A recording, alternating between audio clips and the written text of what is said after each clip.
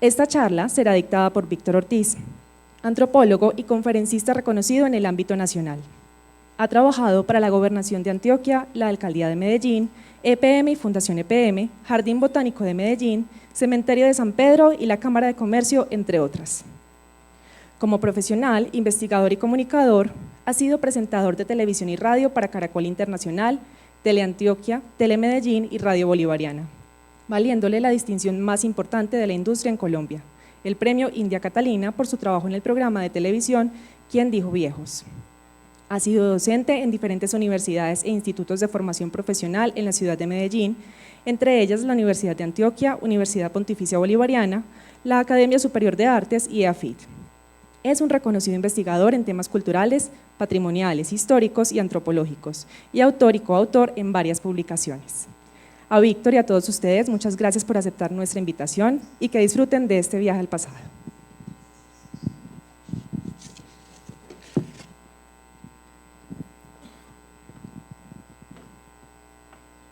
Gracias.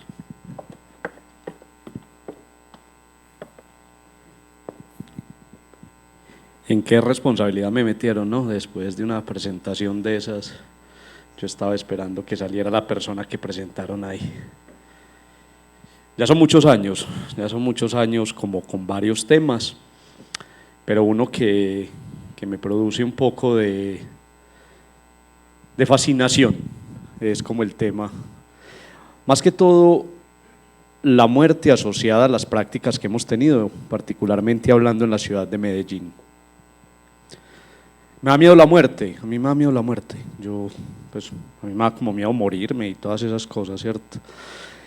Entonces cuando vamos a hablar de muerte y lo que yo les quiero proponer hoy, lo que vamos a conversar hoy un poquito, no tiene que ver con ninguna investigación que yo haya ahondado, ni siquiera desde lo biológico, lo médico, lo fantasmagórico, lo esotérico con el asunto de la muerte. Sé que es un proceso biológico, ¿cierto?, que necesariamente estamos vivos y nos vamos a morir, pero cuando yo comencé a hablar de muerte y cuando comencé como a escribir un poco, a hacer ejercicios de memoria un poco, a trabajar con eso, resulté en uno de los contenedores de memoria más importantes de esta ciudad, ¿cierto? Resulté en el cementerio de San Pedro y allí me enamoré, ¿sí o no?, uno de mis amores más grandes de tantos años, que fue pues el señor Coriolano Amador, ¿cierto? Un personaje al que le he profesado un amor en lo público y en lo privado, y que me llevó también a hablar de otros temas allá en el cementerio de San Pedro. Buenas tardes, muchas gracias por venir aquí, gracias a la red, gracias a la alianza, gracias a la piloto. Yo pienso que pararse uno por aquí y hablar de fotografía y hablar de memoria en este lugar es como que lo invitaran a uno de verdad como al podium del templo, ¿sí o qué? Entonces siento gran emoción, estoy francamente emocionado al hablar de esto y al que me invitaran a hablar aquí, pese a que este es el ejercicio mío del día a día. A mí me gusta la docencia, llevo más de 10 años en docencia, entonces para mí más que eso de conferenciante y eso, pues vamos a tratar que hoy aprendamos alguna cosita. Sí, o que entonces, vuelvo y lo digo, estoy como francamente emocionado, y más que francamente emocionado es porque, pues, si empiezo a señalar y me empiezo a acordar de todos los nombres, pues terminaría llamando a lista, porque, tan bacano, vinieron como los amigos. Un saludo a la gente que nos ve a través de la transmisión en live stream, y empecemos con esto, ¿sí o no?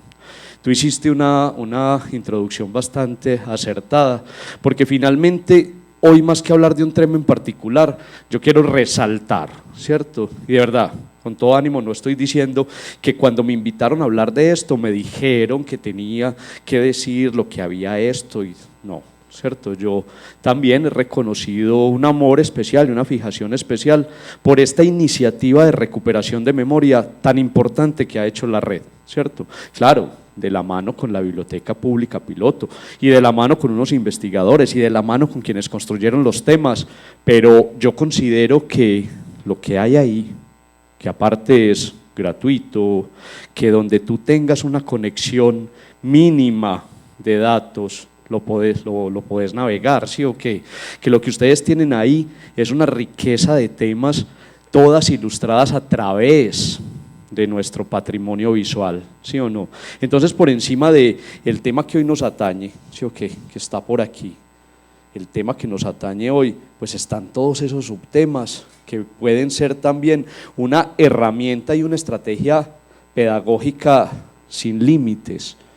Yo lo confieso, yo lo he usado como tema en clase, lo he usado para consultar uno que otro tema y lo he usado como también he usado, y valga este momento también para saludar porque de pronto se me olvida después y lo quiero hacer con mucha gratitud, como lo he usado, las experiencias en Facebook de recuperación de memoria, ¿cierto? Entonces hay que hablar de fotografía antigua de Medellín y Antioquia y de historia fotográfica de Antioquia en Facebook, que nos han permitido lo que vamos a hacer hoy, un ejercicio de recuperación de memoria. Entonces me vieron casi navegar, ¿cierto? Como en este portal, pues ustedes a través de cualquiera de los buscadores pues van a la red de bibliotecas y pueden encontrar pues una página con una arquitectura muy amable de navegar y que si entran por ejemplo a esta que es la sala interactiva pues van a encontrar todos estos subtemas y yo quiero, no voy profesor y yo pongo tarea que no voy a revisar, pero quiero que lleguen ahorita a la casa o mañana o en estos días y se acuerden, hombre, que uno entrando por ahí a la red y red de bibliotecas y no sé qué, pues va a encontrar también sobre la higiene, el transporte, la educación, el agua, el vestuario, los festejos y costumbres, el trabajo y los trabajadores, la industria del comercio, el ocio y el deporte, el arte y la cultura, las obras públicas, pues miren todo lo que hay ahí. ¿Sí o qué? Entonces, hoy vamos a hablar de la muerte en Medellín entre 1890 y 1990.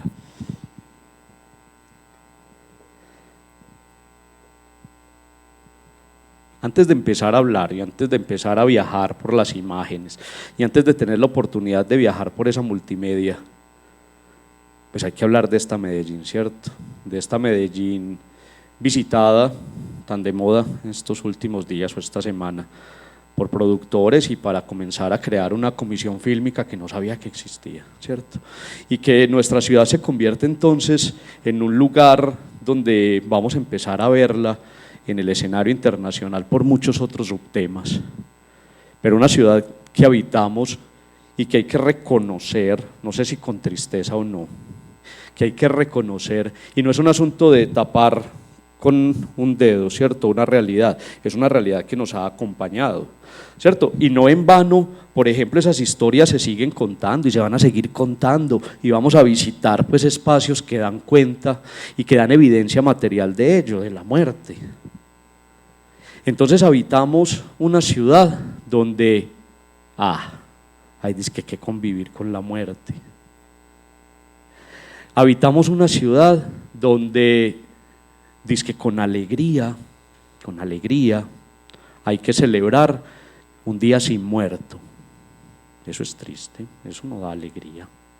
Donde los medios de comunicación, amarillos o no, no importa, donde las voces oficiales, gubernamentales o no, hacen posiblemente estadísticas con eso.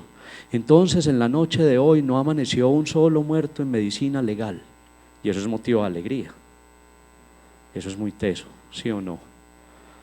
Yo nací en 1980, tengo 35 años, entonces yo recuerdo, donde yo estudié bachillerato, yo soy bachiller del Marco Fidel Suárez del Estadio, y yo recuerdo que por ser un colegio de ciudad, por no ser un colegio de barrio, sino un colegio de ciudad, un colegio donde íbamos a estudiar muchachos de muchos barrios, en los 90s, que fue cuando yo estudié bachillerato, teníamos que convivir con la muerte. Y la muerte era un día a día y la muerte era como un ingrediente más en la lista del listado cuando el profesor llamaba lista. Entonces, pues aquí toca mencionar al de siempre, ¿cierto? Entonces llamaban a Pepito Pérez y todo el mundo miraba como la silla vacía de Pepito Pérez y cualquiera que tendría relación con él o no, dijo, yo lo recuerdo en mi salón de clase, no, a él lo mataron ayer, ¿cierto? Entonces quienes tenemos 35 años o 34 o 36 o 37 recordamos por ejemplo un año como 1993 o 1994 como un año lleno de muertos. Un señor que tuvimos por alcalde, que escribió un libro, ¿cierto? O varios libros. Mencionaba también en su título, un título que vendió muchos títulos, que vendió muchos ejemplares, ¿cierto? No nacimos para semilla. Yo soy de esa generación que no sirvió para semilla. Yo soy de esa generación que entregó su vida a la muerte. Yo soy de esa generación donde los esperábamos en clase y no llegaron. Yo soy de esa generación que la mataron en las esquinas. Yo soy de esa generación que se entregó al sicariato. Entonces yo no quiero decir aquí que somos unos sobrevivientes, o yo no voy a decir de mí como ay no, entonces yo no vi eso como una opción y no sé qué, entonces yo quise estudiar. No. ¿A dónde voy con esto? Los cementerios de mi ciudad son contenedores de historia, claro. Y uno de ellos, el cementerio de San Pedro, tiene una cantidad de declaratorias para las cuales yo trabajé en su momento. Pero también son el contenedor de todas esas historias tristes de mi ciudad, de un pasado que todavía se niega a irse.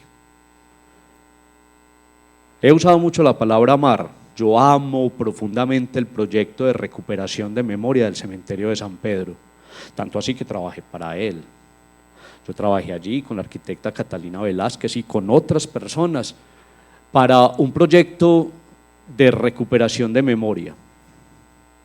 Yo recuerdo, ¿cierto?, cuando en las mesas de trabajo ideábamos la manera en que íbamos a divulgar un nuevo cementerio museo, íbamos a divulgar un museo in situ, un calificativo nuevo por demás en la escena cultural del país, y un calificativo nuevo en la escena cultural de la ciudad, y un museo nuevo para la red de museos de Antioquia y de Medellín. Entonces, ¿qué íbamos a hacer para divulgarlo? Listo, hagamos visitas guiadas. Pues, ¿qué hay de innovador en eso? No voy a decir que fui yo, no sé tampoco quién fue, sí sé que fue de un equipo de trabajo, quienes muy posiblemente dijimos, hombre, pues abrámoslo de noche, y nacieron las noches de luna llena, a las cuales yo trabajé y puso el pan en mi mesa algún tiempo, pero comencé a entender que mi ciudad, marcada por la muerte, transversalizada por la muerte, ni siquiera sus espacios de muerte, independientemente de que usted sea católico, apostólico, romano, independientemente de que usted crea o no, los espacios de muerte concebidos como fueron concebidos, porque son contenedores de cadáveres y tienen que estar alejados de la ciudad por asuntos de salubridad y todo eso. En mi ciudad, que es predominantemente católica, sí es el lugar donde descansan las almas. Sí. Entonces yo empecé a ver yo mismo, no el antropólogo, no, de pronto el ser humano que habita en mí, ¿sí o no?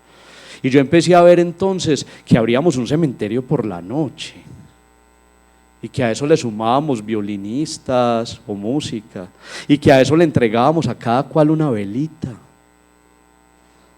y que veíamos entonces que un cementerio, yo veía que paulatinamente un cementerio iba adoptando las palabras o conceptos o la jerga particular de los teatros.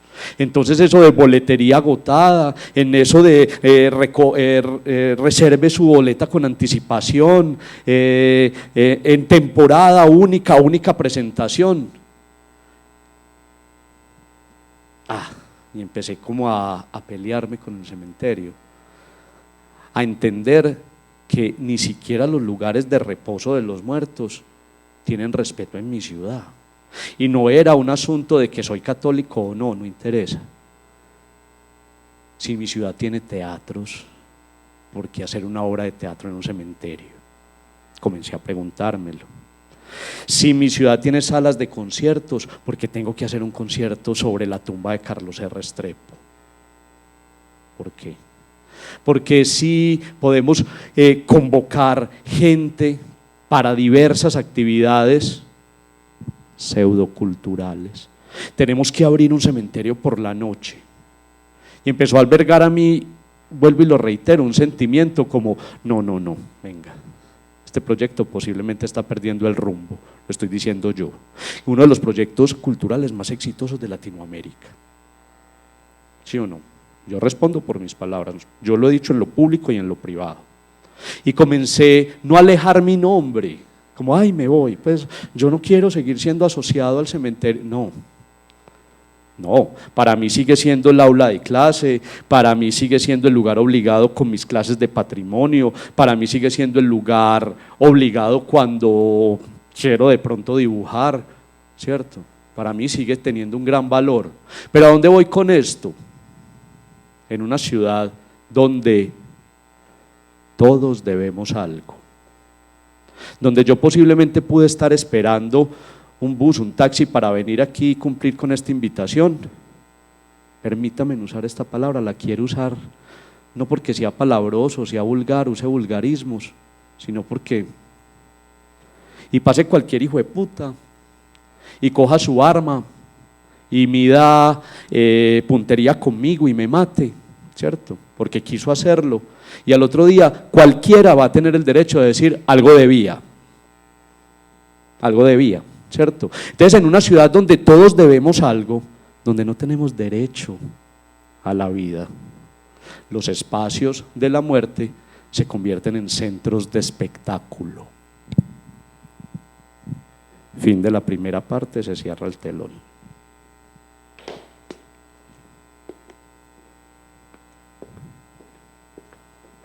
Van aquí, la muerte en Medellín entre 1890 y 1990.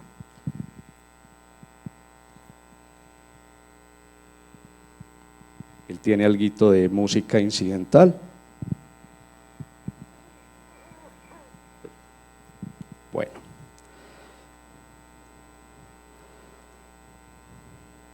Miren esto entonces, es muy fácil de navegar, es muy fácil que cualquiera de nosotros pues sirva un vaso de nuestra bebida preferida, ponga un canal de la música que más nos divierte y comencemos de verdad a darnos un paseo y empecemos a darnos un banquete por una parte importante de nuestro archivo, ¿cierto? Entonces, empecemos. ¿Por qué la red en una lápida? Pensó que la vida oscilaba entre la felicidad y la tragedia y que ambos extremos estaban unidos por una línea que podía estirarse o encogerse hasta desaparecer. Vida y muerte caminaban juntas por un callejón en el que llovía. César Alzate Vargas, la ciudad de todos los adioses. Entremos. Así luce entonces la muerte en Medellín. Aquí hay un menú desplegable donde están los subtemas. Entonces, esta exhibición virtual cuenta con iglesias, cementerios, el cementerio de San Lorenzo, el cementerio universal, el cementerio de San Pedro, el ángel del silencio, la tumba de Jorge Isaac, la tumba de don José María Amador, la tumba de don Pedro Justo Berrío, la tumba de don Pedronel Ospina, algunos documentos que reglamentaban en el ayer y en el hoy el asunto de la muerte y de velorios y otros muertos. Me voy a pegar entonces de los términos de la web y todo eso, entonces voy a decir que tiene un ambiente muy agradable, una arquitectura muy amable, pero lo importante aquí es saber que detrás de todo esto es muy valioso saber no solo quién lo hizo, sino que, lo reitero, es una herramienta y es una estrategia pedagógica. De pronto me olvida ahorita, entonces aunque sea, veamos un pantallazo de ese equipo que hizo posible esto en su momento, coordinadores, redacción, investigación, auxiliares, eso está ahí. Que por ejemplo entonces, es un asunto importante y es que el asesor pues recomienda unas fuentes o una bibliografía recomendada y que eso pues nos lleva también no solo de dónde salió la información, sino aquellos que somos más gomosos por la lectura y por la lectura juiciosa, pues nos permite ahondar en aquellos temas. Entonces ahí vemos nombres tan recurrentes como don José María Bravo, ¿cierto? Como Javier Piedrahita Echeverry, que era un cura y eso, que es gran parte de la bibliografía que acompaña la historia de nuestra ciudad atrás y en el hoy. Pero una de las que más disfruto en estas exhibiciones virtuales es el asunto de la búsqueda. ¿cierto? Porque me permite entonces viajar a través de las fotografías y buscar precisamente como lo que voy necesitando, entre comillas. Entonces por ahí me dijeron cualquier día, hombre, ve, hay que hablar de esto o aquello, o la clase que sigue es sobre este o cuál tema. Entonces me permite entrar directamente como a lo que necesito, ¿sí o qué? Por demás muy bella, que tiene algunos códigos de referencia, que precisamente nos habla de cómo era, pues como la identificación de fotos como esta, y que nos lleva precisamente a uno de los grandes temas con los cuales pues quiero hablar, y como de pronto que lo hagamos un poquito más consciente. Para nosotros son fotos viejas, ¿cierto? Tan viejas. Y entonces usamos calificativos que nos permiten elementos para la añoranza, para la evocación, entonces nos produce tristeza, entonces nos rasgamos las vestiduras, y donde pusiera una del Teatro Junín, entonces todo el mundo llora, pues todo eso, ¿sí o qué? Pero por encima de esas cosas hay que entender, y es el gran valor que estas imágenes tienen, y es el gran valor que tiene la responsabilidad aquí encima nuestro, en la torre de la memoria, en conservar de manera muy bien estas imágenes, es que por encima de que ellas sean un momento congelado en el tiempo, eso pasó, ustedes lo saben, ¿cierto? Y no voy a hablar de técnicas de la fotografía ni nada de eso, pero pues ella estaba ahí parada cuando ese autor anónimo tomó esta imagen. Pero por encima de eso, de un momento congelado en la historia, son documentos visuales, son documentos llenos de información, que a aquellos que nos gusta indagar, que a aquellos que nos entretiene tanto la historia, nos permite una conexión directa con el pasado. Entonces para alguien, y no estoy diciendo que eso sea malo, para nada, pero entonces para alguien, esta es una foto vieja, tan bonita la foto vieja ahí, del cementerio de San Pedro, la antigua entrada, no sé qué, pero para otro más juicioso diría, hombre, ve, por fin veo el portón que diseñó Enrique Olarte para el cementerio de San Pedro, y que con la llegada de la modernidad, del progreso, el bulldozer que nos dejaron los antiguos, todo eso, de pronto puede ser el mismo Laureano Forero u otros, quienes entienden que una conexión con el pasado con un portón como este ya no es necesario, y que hay que construir una nueva y moderna fachada para San Pedro. ¿Qué nos quedó del antiguo portón de San Pedro? Una imagen triste, bucólica, a blanco y negro. El cementerio de San Pedro, hablemos de él, ya lo he salpicado un poquito. El cementerio de San Pedro es una respuesta social, o sea, desde la entrada en su historia tenemos que decir y tenemos que tener en cuenta varios aspectos con él.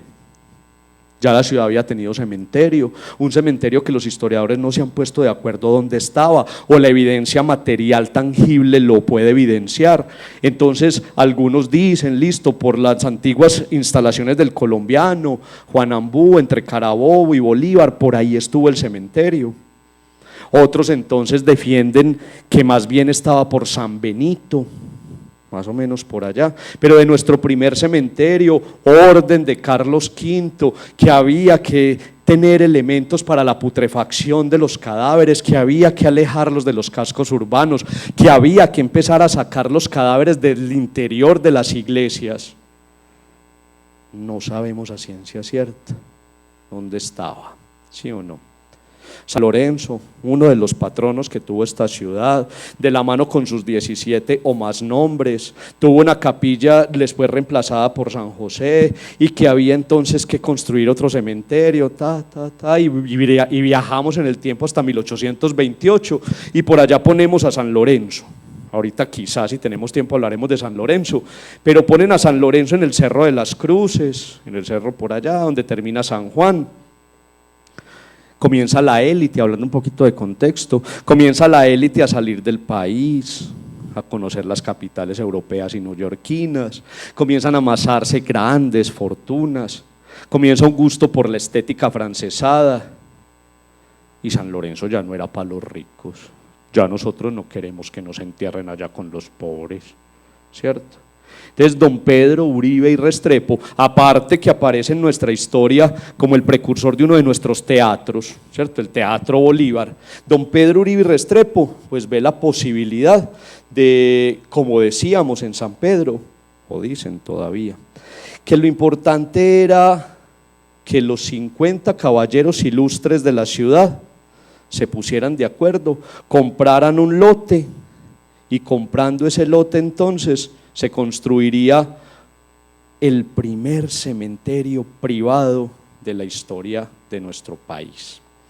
Entonces se construye un cementerio con características estéticas traídas de Europa, que en su patio central o en su plazoleta central se reproducía entonces la plazoleta, la plazuela de San Pedro, en la Basílica pues de San Pedro allá en el Vaticano, y que era allí entonces donde las 50 familias más acaudaladas de la ciudad iban a encontrar el descanso eterno.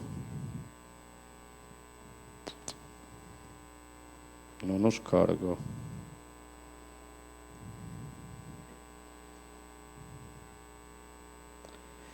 Esta me gusta en particular, no solo por eso, por la evidencia histórica, ¿cierto? Aquí está el tranvía, las líneas del tranvía, pero pese a que se conserva todavía, si vamos al cementerio de San Pedro, tiene esta entrada auxiliar, una entrada que no era la principal, que está a algunos metros de la actual principal y de la antigua principal, pero que tenía una connotación bastante compleja para el diseño y distribución de ese espacio. Esa era la entrada del cementerio laico. Hubo que esperar casi hasta los años 40 del siglo XX, cuando Pedronel Gómez de verdad sí le dijo sí a un proyecto, entre los muchos proyectos que ese señor hizo para la ciudad, para construir un cementerio laico, un cementerio universal.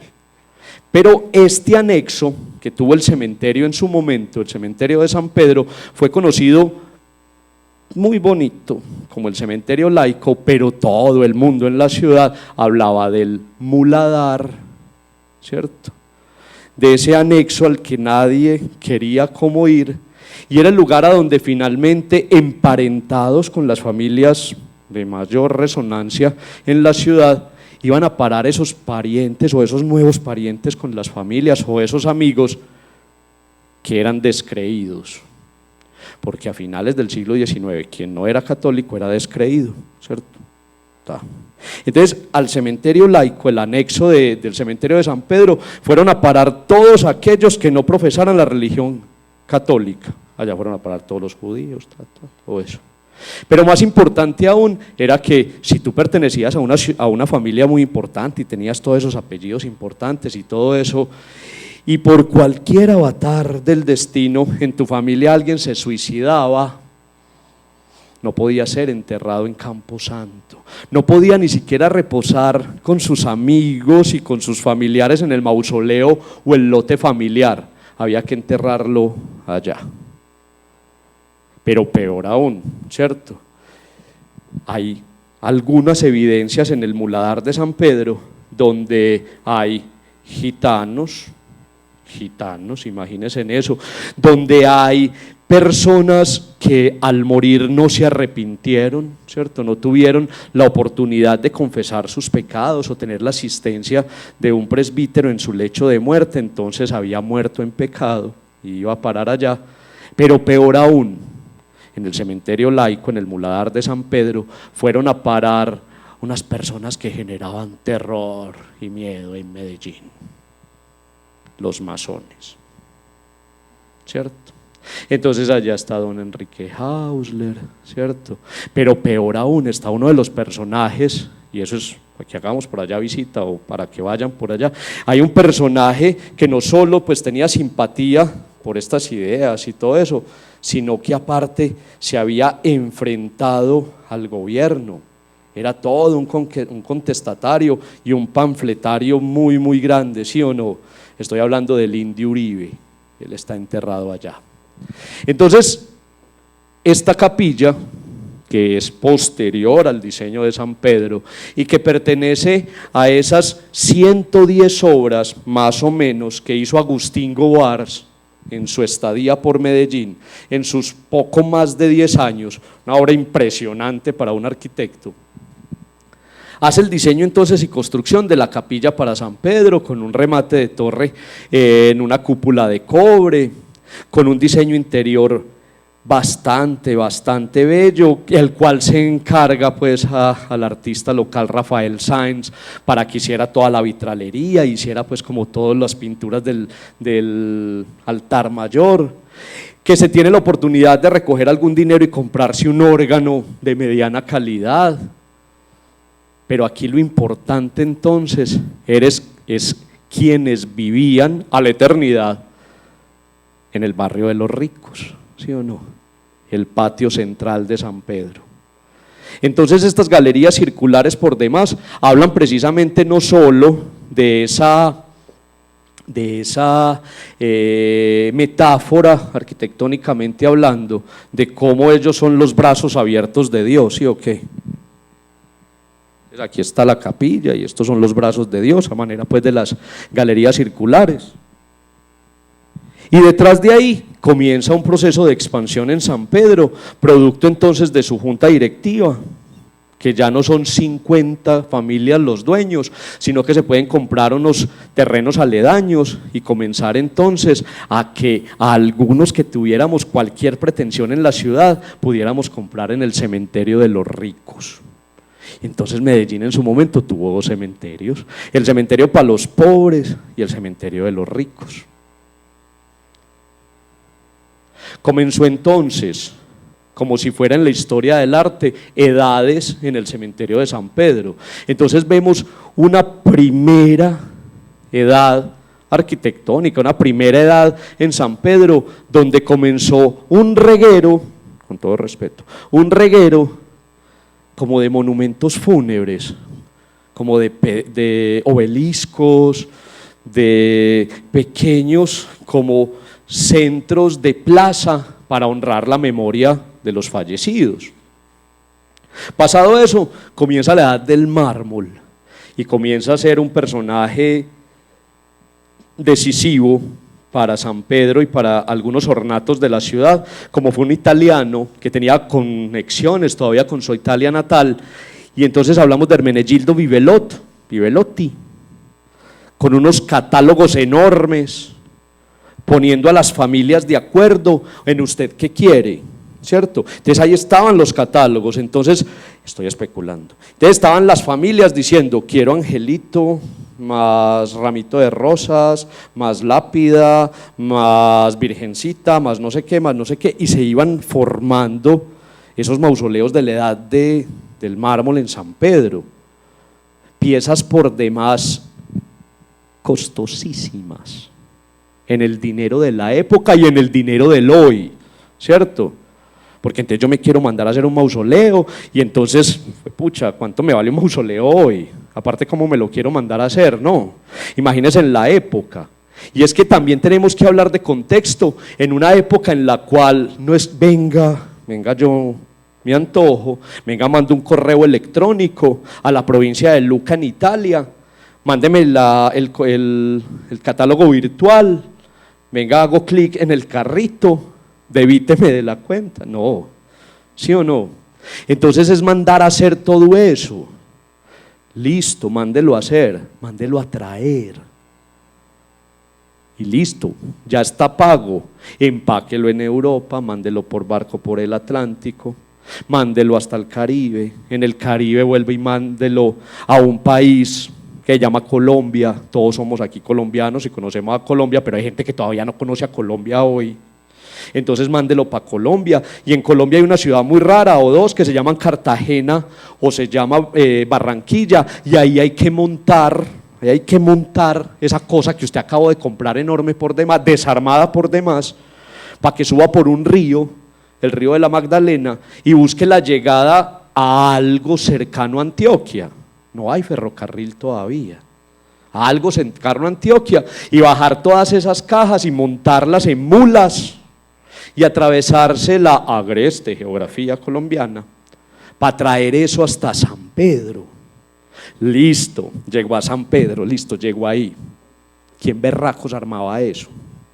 Hermenegildo Vivelot pues, cumplía con comprarlo, importarlo, todo eso. Pero entonces hay que entender que también San Pedro fue el lugar donde mucha gente aprendió y aprendió muchas cosas. Entonces aquí hablamos también de la Escuela de Artes y Oficios y de mucha gente que ya cumplía las funciones de arquitectos o que ya cumplía las funciones de obra blanca para volver a armar todo eso. Estoy hablando, por ejemplo, de un mausoleo como el de Alejandro Ángel Londoño. Este mausoleo tiene capilla subterránea, tiene tragaluz que ilumina el vitral interno, aparte adentro en la capilla, pues entonces hay que amoblarlo con una silletería en madera y no sé qué, pero encima hay 2 ángeles frente a la cruz. ¿A quién armó todo eso? ¿Cuánto costaba eso? Y lo mejor, eso hizo mella en la historia de Medellín. Es que cuando empezábamos a revisar el inexistente archivo de San Pedro, encontrábamos las fechas, hay veces perdidas entre el inexistente archivo de San Pedro, para poder medio entender eso. Y era más fácil que la prensa de la época, como Lectura y Arte, El Liberal o no sé qué, dijera, el día tal del mes tal, llegó a Medellín el mausoleo de Alejandro Ángel. Eso generaba noticia y todos los medellinenses del momento iban hasta allá porque teníamos desde esa época un museo a cielo abierto.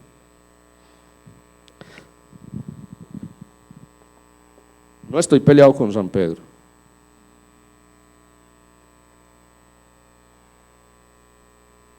Démonos un banquete visual. ¿A quién pudieron haber enterrado ahí ese día?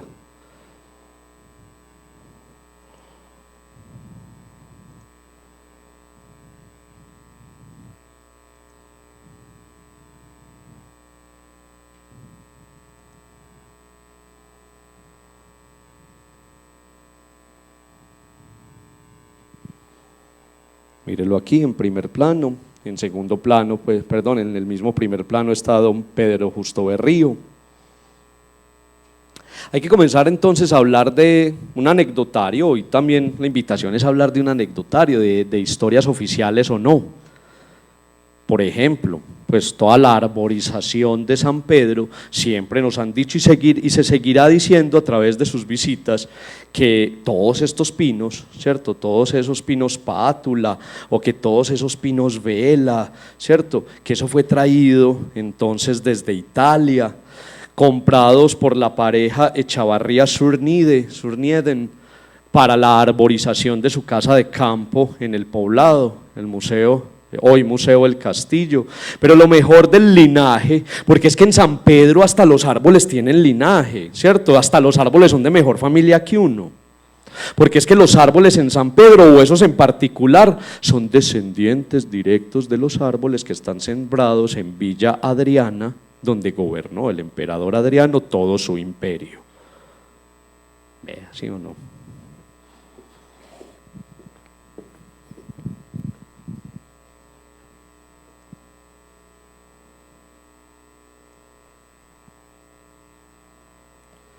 Este es muy bello. Entonces San Pedro nos propone múltiples recorridos o nos propone múltiples lecturas de acuerdo a lo que nosotros particularmente queramos leer en ellos. Si quisiéramos los arquitectos, ¿cierto?, darnos una visita por allá con los asuntos de materiales, pues esa es pues la panacea, es el cielo, porque allá uno encuentra precisamente casi que el cambio tecnológico y cómo el progreso y cómo no sé qué y la modernidad fue cambiando en un espacio en particular como el cementerio. Eso que para algunos desconocedores o para algunos, pues aquí no se habla pues de ignorancias, no, tampoco es la cosa tan horrible, pero quienes no conocen mucho de materiales dirán, ay no, pues de mármol negro. Pero es que resulta que si uno va a un mausoleo como este de la familia Echavarría, y es que mencionar familia Echavarría ya estamos en palabras mayores en la historia antioqueña, junto con otro que luciría muy simple, ahorita voy a ver si hay una fotografía de él ahí, que luciría muy simple a los cánones del hoy y a sus compañeros contemporáneos en ese momento, que es el mausoleo de don José María Sierra, de Pepe Sierra, Diría uno, no, pues eso es como mármol negro, no. Eso es granito negro. Los granitos oscuros todavía son de alto costo comercial. Aparte que nuestro planeta, nuestro continente, hablando de las historias, de las fechas geológicas y todas esas cosas, es un continente bastante joven para tener canteras de afloración de este tipo de cosas. Me les volví técnico. Entonces, necesariamente traer esos granitos oscuros era ya ni siquiera comprarle a Hermenegildo Vivelot en Italia, en la provincia de Lucca, donde está Pietrasanta y Carrara. Eso hay que encargarlo a canteras del norte de África o del sudeste asiático. Eso está por ahí, las afloraciones de ese material. Entonces desde allá vino todo ese granito negro que trajeron para hacer este mausoleo, que aparte habla de los últimos años de la arquitectura o el arte egipcio, ya cuando fue absorbido por el Imperio Romano.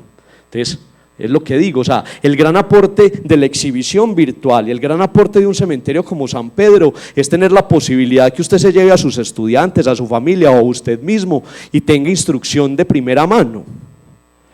Esa es una belleza, es una belleza de mausoleo. Aparte con una inscripción en latín bastante contundente, ego sina resurrectio nevira, pues yo soy la resurrección y la vida. ¿Cómo van?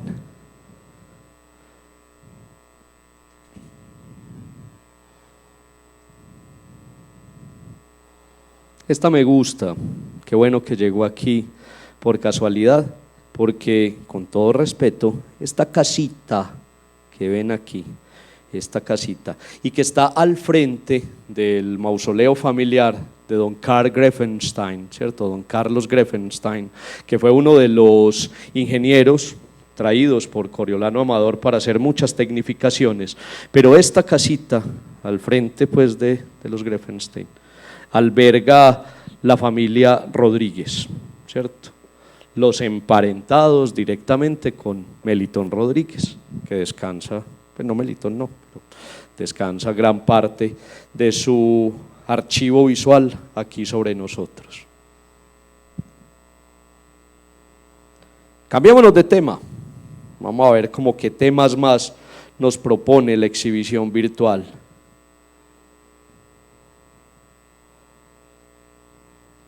Del cementerio de San Lorenzo podríamos decir entonces que no solo era eso, ¿cierto? El cementerio de los pobres, el cementerio que le dio la oportunidad entonces de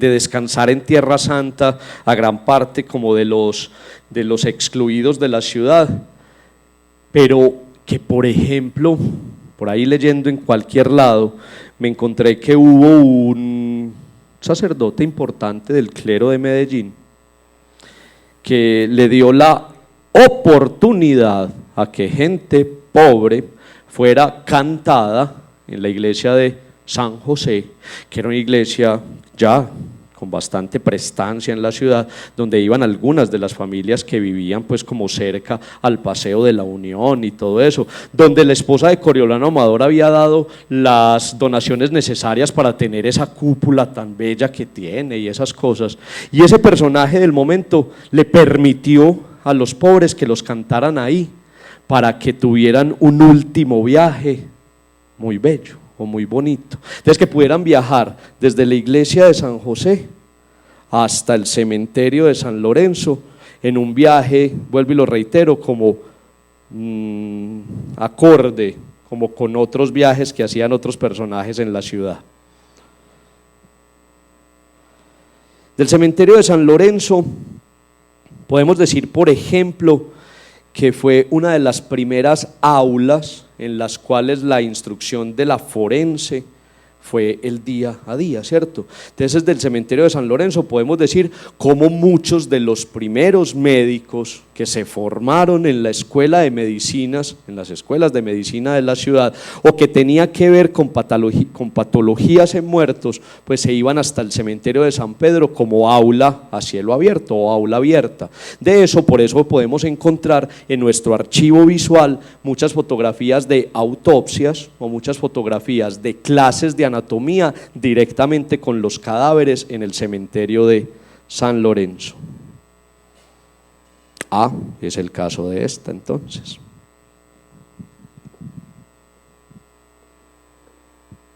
Y los guantes y los tapabocas. Bella.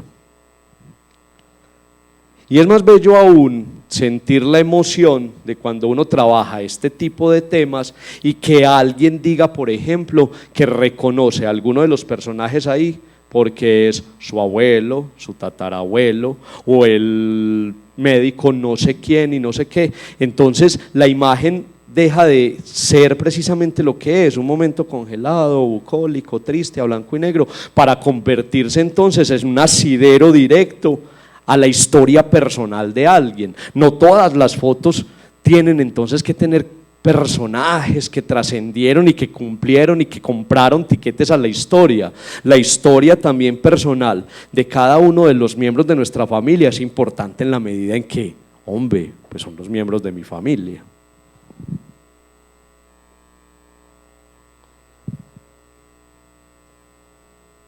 En este momento pues estamos en un plan, la ciudad, estamos en uno de los planes parciales, el plan parcial de San Lorenzo, que pretende o que propende o que está encaminado entonces a hacer otra de las grandes transformaciones a las cuales estamos acostumbrados ya en la ciudad de Medellín. Entonces fue bastante y sigue siendo bastante controvertido que un barrio como es el barrio Colón, pues desde su trazado original no cuente con un parque, ¿cierto? El parque de Colón, no, ¿sí o no? Y que su calle tan famosa, la Batalla de Niquitao, que su calle Niquitao, pues comience a ser como el lugar de tránsito más importante del barrio. Pero con estos proyectos de conexión, con estos proyectos viales, con este bulldozer que nos dejaron, todo eso, con estas transformaciones de esta ciudad, pues tenemos que convivir con que la evidencia en pie del cementerio más antiguo de la ciudad tenga que ser exhumados todas las personas que descansaban allá. Algunos creerán a la espera del juicio final o no, pero todas las personas que estaban allá deben ser transportadas a una fosa común al cementerio universal. Allí están con una placa enorme y tenga entonces ese lugar que darle paso a una vía y a un colegio de calidad, ¿cierto? Y a la gran lugar de conexión con el poblado, todo eso. A Víctor, me cuesta entender cómo va uno con el novio o con la novia allá a darse picos como entre bóvedas.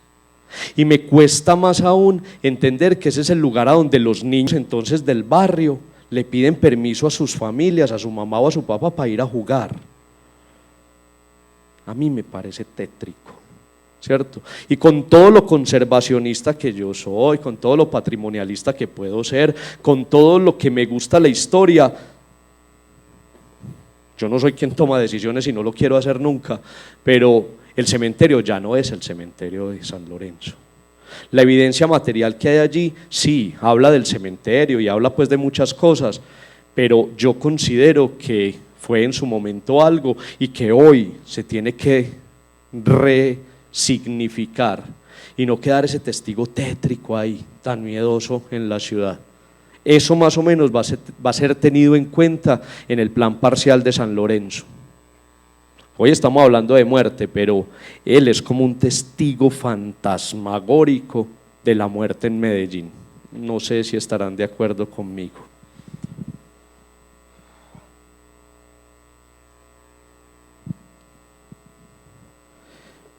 El ángel del silencio.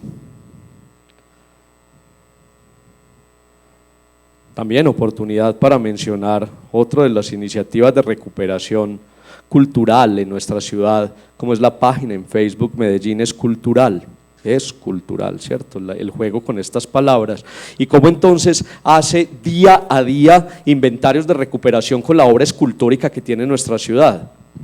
Muchos tendremos entonces gustos por la escultura clásica o por la escultura moderna, pero si vamos a hablar de muerte y si vamos a hablar de una de las esculturas con mayor belleza clásica, es definitivamente el del mausoleo de los Uribe, emparentados entonces con Pedro Uribe y Restrepo, el fundador del cementerio de San Pedro, y con una belleza estética que, aunque repetitiva, la copia que tenemos para Medellín es bastante elocuente, es una preciosidad, si con todo respeto puedo usar un calificativo tan peyorativo, sí o qué, pero esta escultura es posiblemente el motivo de visita durante los tantos años que tiene San Pedro y posiblemente es uno de los elementos más fotografiados a inicios del siglo XX, cuando comenzamos a popularizar entre algunas familias las máquinas para tomar fotografías. De ella, y el tema que nos atañe hoy, que es la relación que hemos tenido los medellinenses con la muerte, pues puedo decir que ella ha sufrido todas las restauraciones que ustedes le quieran contar, por parte de la familia en su momento y por parte también de los procesos de intervención a los cuales ha llegado el cementerio, casi todos unidos a brujería o ocultismo, porque los dedos de los ángeles de los cementerios son muy apetecidos para ese tipo de prácticas. De hecho, creo que hasta allá en la fotografía luce mochito.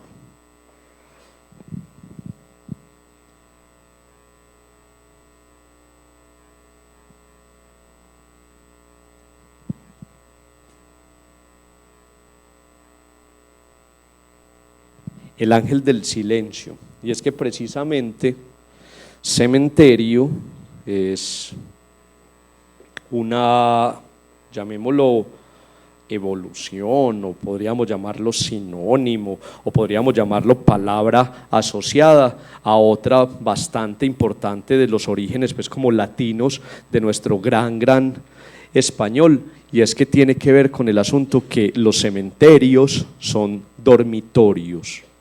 Y si a eso entonces le sumamos lo que más o menos he hablado por encima, que es el lugar donde duermen las almas a la espera del juicio final, son los ángeles del silencio que nos recuerdan eso, ¿cierto?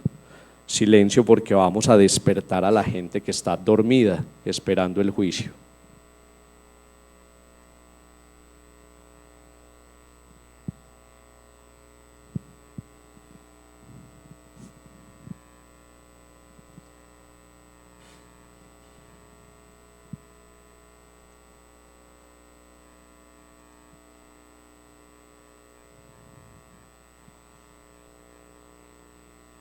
Es muy bella.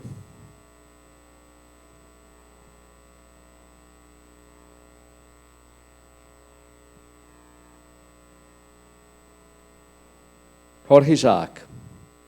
Jorge Isaac Ferrer es un judío converso, emparentado con una familia importante de Cali, una familia vallecaucana que tenía algún dominio de tierra bastante importante, y que es su abuela, la abuela de Jorge Isaac, quien es una de las tenedoras de tierra más importantes en su momento, que gran parte de las tierras de la abuela de Jorge Isaac fueron comenzando a ser explotadas con todo el exitoso negocio que para esa latitud del país fue la caña de azúcar, y que recordamos asociado a una marca que todavía estamos entre nosotros, el gran ingenio Manuelita, ¿cierto? Manuela era la abuela de Jorge Isaac, y quienes hemos leído o quienes han leído María o la María, ¿cierto? Algunos más juiciosos que uno, ¿cierto? Han encontrado las similitudes de Efraín con la vida personal de Jorge Isaac. ¿Sabían, por ejemplo, que Jorge Isaac Ferrer fue gobernador del Estado Soberano de Antioquia? ¿Cierto? Porque es que uno comenzaría como a atar lazos, ¿cierto? ¿Qué hace uno de los personajes de la literatura de Latinoamérica, que escribe una de las obras del movimiento romántico más importante en nuestras letras, en nuestro español, y que es una de las figuras más importantes de la Cali del momento, emparentado con esa familia tan rica, no sé qué, enterrado en Medellín. ¿Cierto? Uno se pregunta eso, pues como ¿qué hace Jorge Isaac enterrado en Medellín? Jorge Isaac fue amigo personal de Pedro Justo Berrío y particularmente pues él estuvo también de la mano de todos esos procesos cuando pues nos llamábamos Estados Unidos de Colombia, donde los estados soberanos estaban todos en guerra con todos. Él es más o menos de ese contexto histórico, donde encuentra entonces filiaciones muy grandes, no solo partidistas, sino desde lo militar con gente antioqueña. Isaac se dice que no recibió un solo peso por regalías de María en vida, que como suele pasar, murió o terminó sus días olvidado por sus compartidarios políticos, aislado, engañado, todo eso que pasa con muchos de los políticos, que en su lecho de muerte, en Ibagué, creo que es Ibagué, le hacen llegar una carta desde Bogotá que lo enojó mucho, mucho en el lecho de muerte, y esa carta era, no sé firmada por quién, aparte muy de mal gusto, pero es una carta que le hacen llegar al lecho de muerte diciendo que le ofrecen el panteón de hombres ilustres del cementerio central de Bogotá para que él descanse por toda su vida, ¿cierto? Debe ser bastante maluco uno enfermo y que ya le tenemos el pedacito en San Pedro para que haga su cosa, ¿cierto?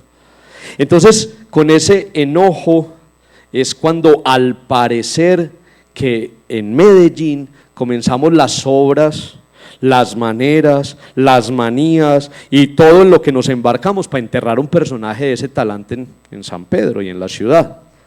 Entonces es, ¿quién mejor que la Sociedad de Mejoras Públicas la que se encarga no solo del traslado del cuerpo, sino de honrar semejante personaje? Se pensó entonces en plazas públicas, se pensó entonces en el Bosque de la Independencia, se pensó entonces incluso con la avenida La Playa destapada y todo eso, pero que se hiciera un monumento fúnebre donde la gente lo… Pero recuerden que teníamos el cementerio que parecía Europa, entonces el cementerio era el mejor lugar para Jorge Isaac. Es allí entonces, como Sociedad de Mejoras Públicas, hace un concurso para artistas. Los artistas concursaban con propuestas escultóricas que fueron publicadas en una revista que está guardada aquí en La Piloto, que se llama Lectura y Arte. Ahí fueron publicados los proyectos para ver cómo iba a ser el mausoleo, cómo iba a ser el monumento funerario para Jorge Isaac. Y el ganador entonces se embarca en toda esta obra escultórica de gran complejidad. Estoy hablando del santarrosano Marco Tobón Mejía. Y Marco Tobón Mejía, con el dinero de la Sociedad de Mejoras Públicas, compra ese bloque de mármol, también en la provincia de Luca, muy posiblemente en Pietrasanta, por el color blanco fuerte de este mausoleo, y comienza a hacer esta obra en París. Esta obra es tallada en París. Y lo más particular entonces con la obra de Jorge Isaac es que, recordemos, era un judío converso, con una historia bélica asociada a nuestro departamento, que iba a ser enterrado en el patio central del cementerio católico de los ricos de la ciudad. Muy sutilmente Marco Tobón Mejía no pone ninguna alusión religiosa en ese mausoleo. No hay una virgen, no hay un santo, no hay un crucifijo, no hay una antorcha, no. De hecho, la propuesta sufre una modificación por los jurados del concurso. En el diseño original que propone Marco Tobón Mejía, ella, que es la musa de la poesía o la musa de la literatura, yacía desnuda llorando la muerte de su padre. Inconcebible, ¿cómo vas a poner un desnudo en pleno cementerio de San Pedro en esa época? Y todo eso, entonces es así como se hace esa modificación. Y también entonces se talla en la parte posterior del mausoleo, parte como de uno de sus apartes literarios. Y en alguna parte se puede leer algo así como extraído o segmento de la tierra de Córdoba, porque en ese lecho de muerte lo que quería entonces Jorge Isaac era reposar en la tierra de Córdoba, en la tierra de José María Córdoba. Varias cosas se han dicho de este mausoleo: que el corazón está separado del cuerpo, que el corazón está dentro de una caja de cobre rojo, de cobre dorado, que eso significaba entonces que los pensamientos y el sentimiento del escritor, porque aquí es más un homenaje al escritor que otra cosa, estaba separado del cuerpo, y eso como se hacía con muchos personajes importantes históricos, y que el cuerpo pues estaba al otro lado, que hay algunos documentos originales. Todo eso se ha dicho como el interior de ese mausoleo, pero realmente no hay un inventario creíble o fehaciente o directo a lo que hay contenido en su interior.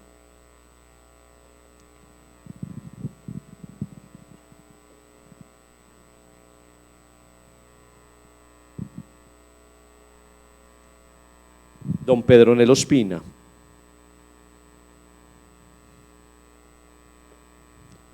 No solo encarna la estética del momento, ¿cierto?, sino que Pedronel Ospina es recordado dentro de la historia política de nuestro país como el presidente de la danza de los millones. La estabilidad económica vivida por Pedronel Ospina fue sin precedentes en la historia cercana de nuestro país. ¿Producto de qué? En gran medida que este señor recibió la indemnización por la venta o por la separación o por todo lo que sucedió con Panamá, ¿cierto? Entonces estamos hablando que un personaje como el antioqueño de nacimiento, hijo de presidente de la República, tío de otro presidente de la República, pues tiene la oportunidad de tener una solvencia económica sin precedentes. Entonces tiene la oportunidad de pagarle a Gastón Lelarche y a Pietro Cantini para que termine las obras más importantes del Capitolio y el Palacio de Nariño. Pero tiene la oportunidad, es ese señor, mírenlo ahí, quien años antes, siendo cónsul y siendo embajador de varios lugares en Europa, principalmente Bélgica, de cerrar el negocio con Agustín Govaras. Ese es el señor que trae a Agustín Govaras. Este es el presidente que trae al arquitecto belga y le dice palabras más, palabras menos: construya un palacio en Medellín para que en Bogotá palidezcan al verlo. ¿Sí o no? Y aparte hay plata con que pagarlo. Y así fue gran parte de las obras de infraestructura tan grandes que este señor emprendió en su gobierno.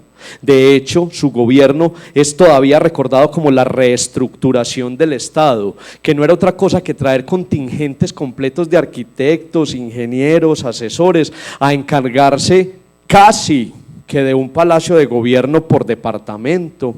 Obras como ferrocarriles, obras como puertos, obras como aeropuertos, como los intercambios viales que hoy estamos expandiendo, pero sus primeros trazados, todo fue ese señor. Entonces a este señor había que hacerle un monumento funerario a la altura de cómo va a ser recordado, ¿cierto? Y con todo esto que yo estoy recordando, más todas las heroizaciones que posiblemente se hablen de este señor. Entonces es Francia quien inspira, es el gran inspirador para el mausoleo de este señor. Y entonces es otra vez Hermenegildo Vivelot quien tiene la oportunidad de sentarse, como sería yo, con los hijos, con los descendientes, no sé, y elegir cuál es el diseño que más debía perpetuar la historia de un presidente, porque es que ya el cementerio dejó de enterrar, ¿cierto?, al rico de moda, al rico extravagante, al campesino con plata, al rastacueros con plata, no, o sea, ya es que la ciudad tiene que hacer las honras funerarias y tiene que hacer un monumento a perpetuidad que recuerde a un presidente.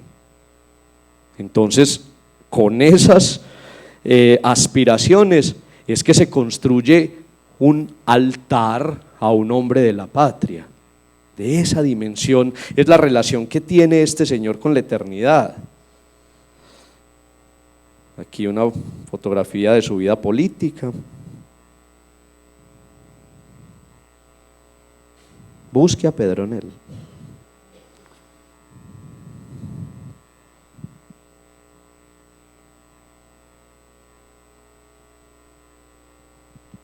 Pero mírelo aquí.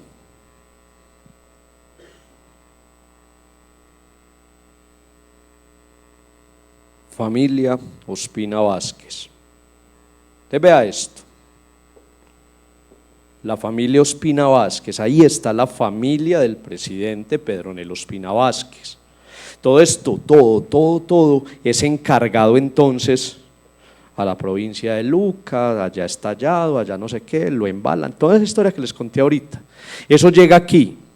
Y lo mejor es que esta columnata, aquí encima, es hueca.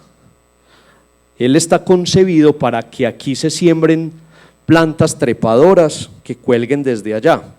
Hoy, por los procesos de conservación en el cementerio, no se puede hacer, ¿cierto? Pero originalmente, y se cree que alguna vez en la historia, yo no he visto fotografías de ello, pero se cree que alguna vez las pudo haber tenido. Pues están ahí, pues nada raro que las hubieran sembrado, ¿sí o qué? Pero miren esto, el gran inspirador del diseño del mausoleo de don Pedronel Ospina Vázquez y su familia es la tumba de nada más y nada menos que Napoleón. ¿Qué pretensión puede caber por la cabeza de los descendientes o de él mismo o de un personaje en particular que le haga saber a su familia, ay venga, me van a enterrar como a Napoleón? ¿Sí o no? Eso es muy complejo. Eso es muy complejo de entender y es muy complejo de estudiar. Porque aparte, si nos vamos a ver el uso formal de eso con todo respeto, de esto, empecemos a mirarlo, vea. La columnata y todo esto partido y todo eso habla de un templete, eso es un templo, ya es el templo, ¿sí o qué? Y aparte está acompañado de esto ya no existe, pero está acompañado de esto, la vida. Entonces hay elementos florales o elementos vegetales, pero lo más importante es que, vea, yo soy Pedronel Ospina, soy el más importante de los Ospina Vázquez, mi familia está por debajo de mí, no estoy enterrado con la familia, estoy afuera en una urna. Y si volvemos entonces al uso práctico de ese diseño, eso es un altar donde él está en el altar mayor, válo ahí. Entonces si vamos a hablar que esto es un templete, tiene distribución de templete, entonces aquí estarían los sacerdotes, las sacerdotisas, no sé qué, pero si el gran inspirador fue la tumba de Napoleón, así como vamos allá a París y vemos la tumba de Napoleón, o así como vamos a la tumba de Pedronel Ospina en el cementerio de San Pedro, lo más atractivo entonces es todo el diseño de ese mausoleo y de todas esas columnas allá arriba. Entonces, ¿qué hace uno de manera inconsciente? Uno llega y tan bonito todo, ¿cierto? A mirar para arriba. Y luego baja un poquito la cabeza, ¿cierto? Y mira el nombre del personaje. Pero luego es el bajar de las escalas y la oscuridad de la cripta la que te obliga por pura curiosidad humana a mirar hacia abajo. ¿Qué hacemos con Pedronel Ospina y con Napoleón, incluso después de muertos? Bajarles la cabeza.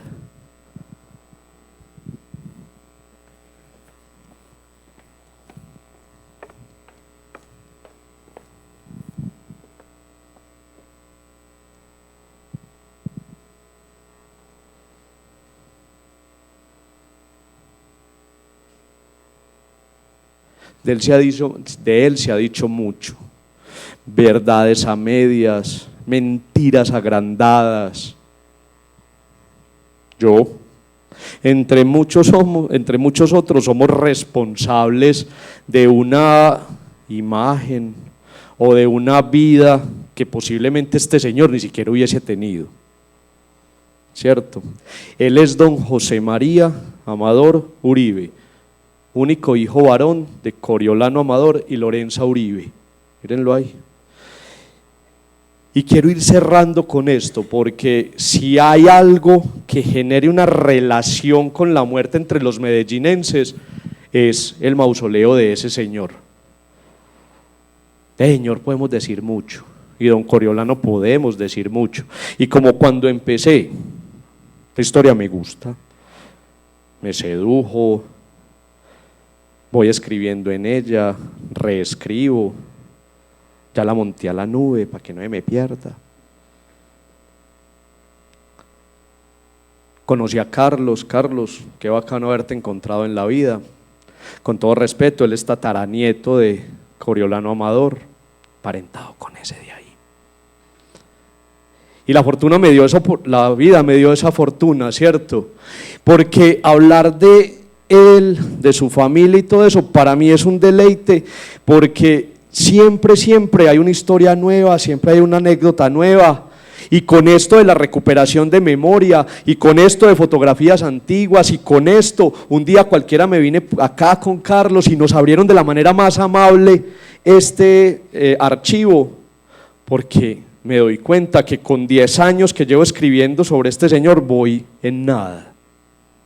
Y que son las imágenes quienes cuentan eso. Pero hoy estamos hablando de la relación de la muerte, ¿cierto? Con Medellín y con los medellinenses. Este es una fotografía de posiblemente como el día de su entierro, o uno de los tantos elementos con su duelo. Este es uno de los altares de la iglesia de San Ignacio. Por ahí se alcanza a leer José María Amador, aquí, José María. Pero es ella, mírenla. Es este monumento fúnebre, es este monumento funerario, es esta pieza de arte. Aparte la cerré muy rápido, o sea, esto es una fotografía, ayúdeme, estereoscópica, ¿cierto? Este era el 3D de la época. Esto eran unos aparatos que traían los ricos de por allá, entre esos estos Amador, ¿cierto? Y entonces es un aparato donde uno pone la fotografía aquí está, y eso tiene una cosa aquí abajo, entonces uno alejaba y está todo eso, entonces eso daba la sensación de 3D. Aquí están guardadas muchas. Y fotógrafos de transición del siglo XIX al XX tomaron de Medellín muchas fotos estereoscópicas, entre esas ese monumento. Pero de él podemos decir muchas cosas, pero a ciencia cierta no se sabe nada. De ese monumento no sabemos nada, y de ese monumento sí que hay especulaciones y todo eso. ¿De dónde es? Recordemos de una Colombia sin asuntos de aduana, sin nacionalización de mercancías, no sabemos por dónde entró, quién lo pagó, no, ¿cierto? ¿En qué condiciones llegó? Si eso llegó con instrucciones o no, no. Por las características del mármol, lo mismo que yo he repetido tanto hoy, provincia de Lucca en Italia. Por las vetas y por lo blanco que es, entonces es de Pietrasanta, en Carrara, ¿sí o no? Es de allá. ¿Quién lo hizo? Es casi tan silencioso como esa señora que está ahí. Jamás sabremos quién talló eso. No se sabe.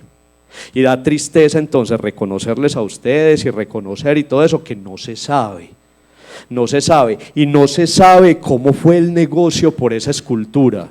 Esa familia estaba abatida por la tristeza, el único hijo varón muere aparte en una ola y en una nube de chismes y de exageraciones y de su muerte, ¿cierto? Muere por una enfermedad que los médicos locales no supieron qué era.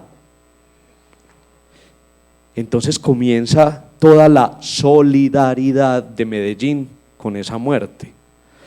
Porque lo más interesante de ir a San Pedro y lo más interesante de ir a esa escultura y a ese mausoleo en particular es que uno todavía ve señoras que no importa su nombre, que no importa quién es, si tiene linaje o no, no, es una señora que tiene a su hijo en cualquiera de esas galerías allá laberínticas, que se solidariza con el dolor de esa madre, porque es que a mí también me mataron un hijo, yo las he entrevistado, y que le tiran moneditas, y que le lleva una florecita, y que ella le compra un ramo de flores a su hijo, y que ella va y le regala de ese ramito uno a la señora, pues a ella, y se sigue con el ramito pon de los otros.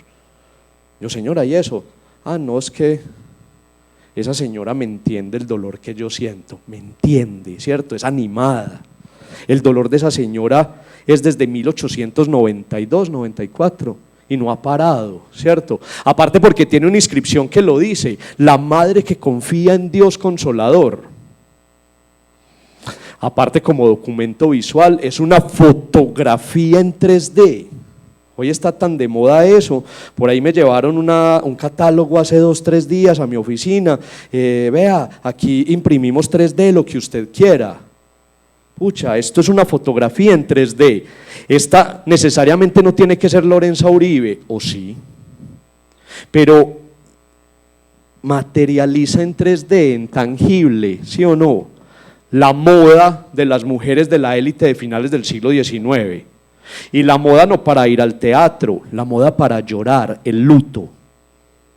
Tiene una flor en la mano, tiene un calado en la cabeza, una mantilla, ¿cierto? Mírenla ahí, ella llora, o sea, lleva llorando todo eso. Aparte lo que significa tener ese, ¿cómo se llama? Ese obelisco.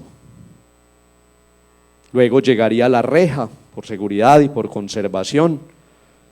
Y lo más triste es reconocer que un proceso de restauración con esa escultura pertenece como a las irrealidades del futuro lejano. La contaminación de esta ciudad, la lluvia ácida y todo eso ha terminado borrando gran parte de los decorados o de los detalles que esta escultura tenía.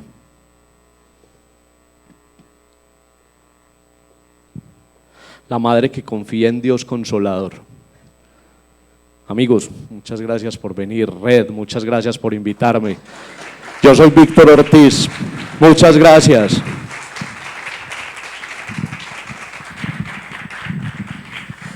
Preguntas, comentarios. ¿Les ha gustado esto? De la familia Estrada. Son de Bernardo Vieco, pertenecen a otra de las etapas de San Pedro, la etapa del bronce. Recuerdan precisamente la parca, hoy fue una invitación a la relación que teníamos con la parca, y posiblemente es por esa afinidad que tenían los Estrada por el cine, por la imagen en movimiento. Y es que uno muchas veces, y es un asunto fisiológico, cómo funcionan nuestros ojos y nuestro cerebro, casi que, y yo lo ponía a hacer con la gente, casi que si tú te mueves así, al ver esas 3 imágenes allí, casi que las ves en movimiento. Entonces, ellas hablan precisamente de la parca griega, que jugaba con el hilo de la vida. La más joven juega con el hilo, la más madura comienza a enrollar el hilo de la vida, y la última tiene la facultad de cortar el hilo de la vida, y por eso ella ve como al horizonte. Muchas gracias de nuevo. Sí, señor. Sí. Sí, señor. Son cementerios de antiguos corregimientos de la ciudad. Hay que mencionar, por ejemplo, que tenemos cementerio judío. Medellín tiene cementerio judío, es un anexo al cementerio de Universal, y que ahí está el cementerio de la Villa de la Candelaria también, administrado en gran parte como por la curia. Tenemos varios cementerios todavía, y muchos de ellos cumplen precisamente como con las acciones de salud, ¿cierto? En una época donde ya privilegiamos la cremación. ¿Alguna otra pregunta para Víctor? Listo, les agradecemos muchísimo la asistencia a este espacio. A Víctor, muchísimas gracias por la charla. Recuerden que todas estas fotos y estas exhibiciones virtuales están disponibles en la página de la Red de Bibliotecas, www.reddebibliotecas.org.co. Muchas gracias por acompañarnos hoy. Estamos en una serie de eventos que entendemos por patrimonio. En el portal de la Red de Bibliotecas vamos a estar publicando los demás eventos. Muchas gracias.